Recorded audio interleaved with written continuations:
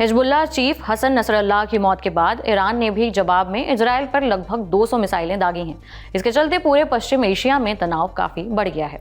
Iran की तरफ से ताजा कार्रवाई के बाद इजराइल के प्रधानमंत्री बेंजामिन नेतन्याहू ने भी कहा है कि ईरान को इसकी बड़ी कीमत चुकानी पड़ेगी। मतलब ये लड़ाई हाल फिलहाल थमने वाली नहीं दिख रही है। इजराइल और ईरान के बीच ये लड़ाई भले ही हजारों किलोमीटर दूर लड़ी जा रही हो, लेकिन इसका सीधा असर भारत समेत दुनिया भर पर पड़ना तय है। भारतीय विदेश मंत्रालय ने एक बयान में कहा, हम पश्चिम एशिया में सुरक्षा स्थिति के बढ़ने से बहुत चिंतित हैं। इसके अलावा ईरान इजराइल के बीच बढ़ते संघर्ष को देखते हुए भारत ने अपने नागरिकों को ईरान की गैर जरूरी यात्राओं से बचने की सलाह दी है।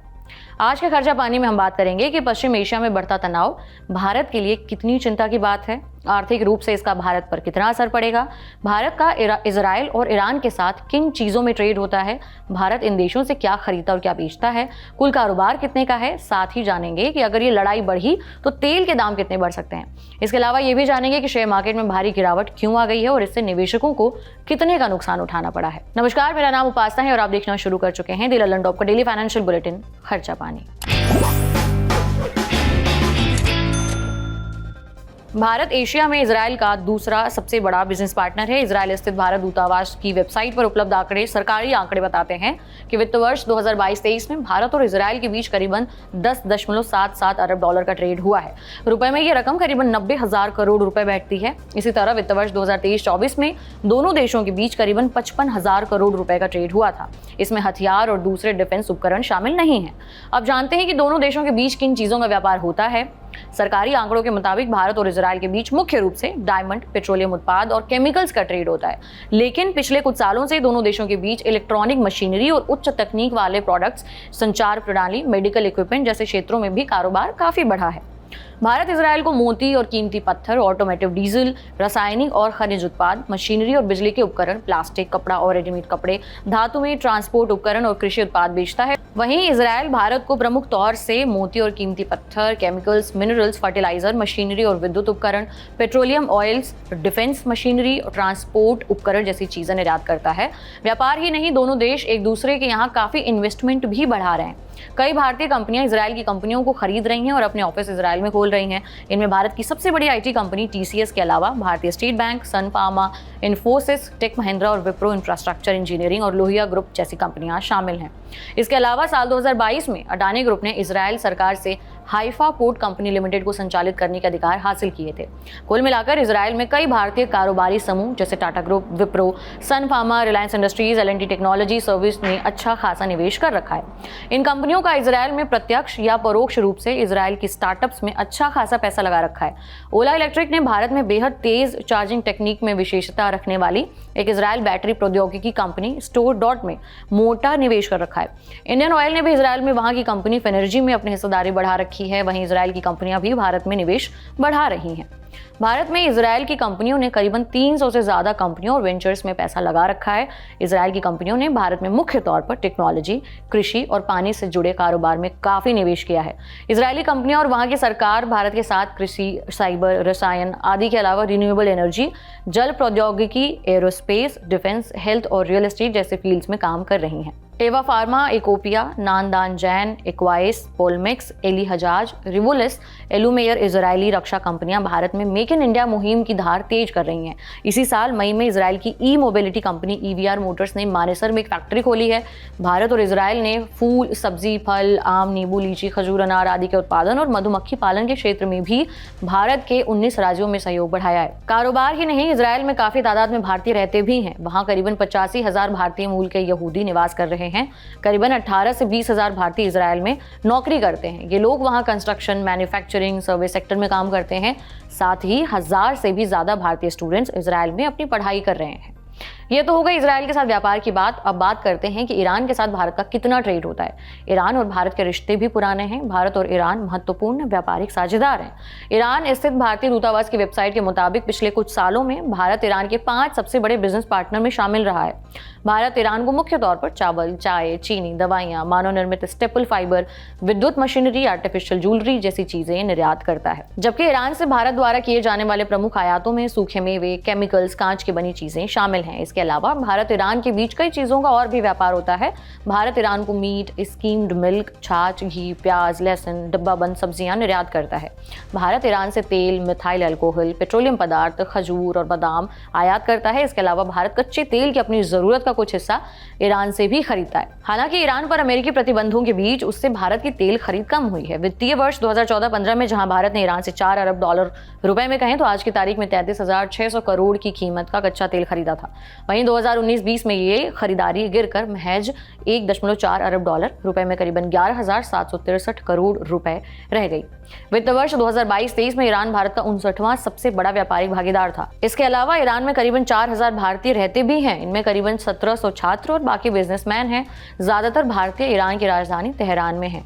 इसके अलावा बिरिजंद, जबोल, मशहद में भी कुछ भारतीय रहते हैं। अब समझते हैं कि ईरान और इजराइल के बीच अगर ये जंग लंबी खींची तो भारत पर इसका क्या असर होगा। दरअसल जिस लाल सागर या रेड सी के जरिए भारत यूरोप, अमेरिका, अफ्रीका या पश्चिम एशिया के साथ व्यापार करता है, वहां हूती विद्रोहियों का बड़ा दखल है। हिजबुल्लाह के साथ इनके रिश्ते काफी दोस्ताना हैं। इसलिए अगर पश्चिम एशिया में तनाव बढ़ा तो लाल सागर मार्ग से व्यापार करना मुश्किल होगा।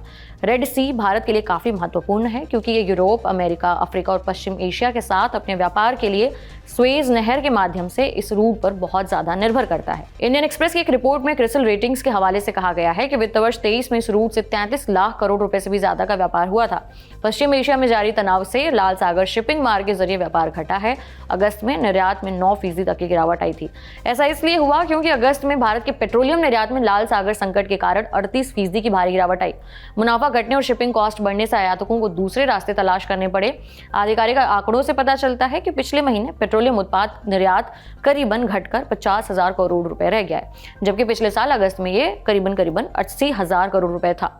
इस साल फरवरी में क्रिसिल की एक रिपोर्ट में चेतावनी दी गई थी कि शिपिंग बाजार निर्यात को और प्रभावित करेगा क्योंकि वित्त वर्ष 23 में भारत के कुल पेट्रोलियम उत्पाद निर्यात में यूरोप का योगदान 21% होगा। शिपिंग लागत बढ़ने से पेट्रोलियम उत्पाद निर्यात घटने की संभावना है। इंटरनेशनल मॉनेटरी फंड यानी IMF द्वारा साझा किए गए आंकड़ों के अनुसार इस साल के पहले 2 महीनों में स्वेज नहर से होकर गुजरने वाले ट्रेड की मात्रा में पिछले साल की तुलना में 50% की गिरावट आई है, जबकि केप ऑफ गुड होप के आसपास से गुजरने वाले व्यापार की मात्रा में पिछले साल की तुलना में करीबन 74% का इजाफा हुआ है। ये तब हुआ जब प्रमुख शिपिंग रूट्स खासतौर से स्वेज नहर और लाल सागर के जरिए पानी के जहाजों को हॉर्न ऑफ अफ्रीका के आसपास लंबे रास्ते लेने के लिए मजबूर होना पड़ा। इसके चलते व्यापारियों की शिपिंग लागत में 15 से 20% का इजाफा हुआ है। इस वजह से भारतीय कंपनियों का प्रॉफिट मार्जिन गिरा है। ग्लोबल ट्रेड रिसर्च इनिशिएटिव का कहना है कि अगर इजराइल ईरान समर्थित हूती विद्रोहियों को काबू करने में सफल रहता है तो राहत मिल सकती है। इससे लाल सागर के किनारे आने वाली परेशानियां कम हो सकती हैं। इजराइल ने पहले ही हूतियों के खिलाफ जवाबी हमले शुरू कर दिए हैं। हालांकि इजराइल पर ईरान के हमले का असर दिखना शुरू हो चुका है। अंतर्राष्ट्रीय तेल बाजार में कच्चे तेल की कीमतों में उथल पुथल फिर से तेज हो गई है। 1 अक्टूबर को इजराइल पर ईरान के हमले से पहले अंतर्राष्ट्रीय तेल बाजार में ब्रेंट क्रूड ऑयल फ्यूचर्स की कीमत $71 प्रति बैरल थी। हमले के बाद सिर्फ 24 घंटे के अंदर अंदर ये कीमत बढ़कर $75 प्रति बैरल के आसपास पहुंच गई है। भारत अपनी जरूरत का 80 से 85% तक कच्चे तेल का आयात करता है। ऐसे में महंगे होते कच्चे तेल की वजह से भारत का इंपोर्ट बिल काफी ज्यादा बढ़ने की आशंका है। जिन कंपनियों का इजराइल में निवेश है उन पर भी असर दिख रहा है। इजराइल में हाइफा पोर्ट का मालिकाना हक अडानी पोर्ट्स के पास है। 3 अक्टूबर को इस कंपनी का शेयर BSE पर 3% से ज्यादा गिर गया। इस जॉइंट वेंचर में 70% की हिस्सेदारी अडानी पोर्ट्स के पास है और 30% की मालिक इजराइल की केमिकल और लॉजिस्टिक कंपनी है। इकोनॉमिक टाइम्स की एक रिपोर्ट बताती है कि इजराइल की तारो फार्मास्यूटिकल में भारत की दवा कंपनी सन फार्मा का भी काफी निवेश है। इसके अलावा जेनेरिक दवा बनाने वाली कंपनी डॉक्टर रेड्डीज और ल्यूपिन पर भी निवेशकों की नजर है। इसकी वजह यह है कि इन कंपनियों का इजराइल की अग्रणी दवा कंपनी टेवा फार्मास्यूटिकल के साथ कारोबारी नाता है। खनन कंपनी NMDC और कल्याण जूलर्स और टाइटन का भी इजराइल में बिजनेस है। इन कंपनियों के निवेशकों की नजर ताजा हलचल पर बनी हुई है। ET की रिपोर्ट बताती है कि ईरान और इजराइल के बीच युद्ध के हालात बनने का असर पेंट और टायर से जुड़ी कंपनियों के शेयरों पर भी पड़ सकता है, जो कच्चे तेल का इस्तेमाल कच्चे माल के तौर पर करती हैं। गुरुवार को एशियन पेंट्स और बर्जर पेंट्स के शेयरों में 3 से 4% की गिरावट आई है। इसी तरह पोलो टायर्स में भी 4%, MRF में 2% और JK टायर में 3% की गिरावट आई है। जानकारों का कहना है कि अंतर्राष्ट्रीय तेल बाजार में कच्चा तेल जल्द ही 5% चढ़कर $80 प्रति बैरल तक जा सकता है। इंडियन एक्सप्रेस की एक रिपोर्ट बताती है कि पश्चिम एशिया में बढ़ता संघर्ष India middle east Europe economic corridor यानी कि IMEC की प्रगति को खतरे में डाल सकता है।